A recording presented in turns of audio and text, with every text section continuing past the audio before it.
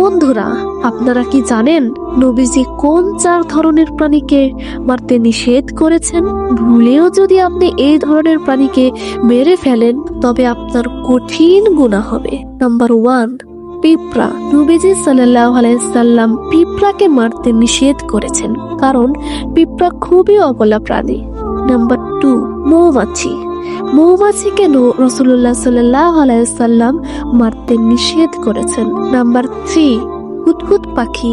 নবীজি সাল্লাল্লাহু আলাইহি সাল্লাম হুদহুদ পাখিকেও মারতে নিষেধ করেছেন, কারণ এই পাখি হযরত সুলাইমান আলাইহিস সালাম এর খবরাখবর আদান প্রদান করত। নাম্বার 4, আবাবিল পাখি। কাফেররা যখন কাবা শরীফে আক্রমণ করেছিল তখন মহান আল্লাহ তাআলা এই আবাবিল পাখি দ্বারাই কাফেরদেরকে ধ্বংস করেছিলেন। প্রিয় বন্ধুরা, আপনারা এমনই ভিডিও পেতে চাইলে আমার চ্যানেলটি সাবস্ক্রাইব করে রাখুন।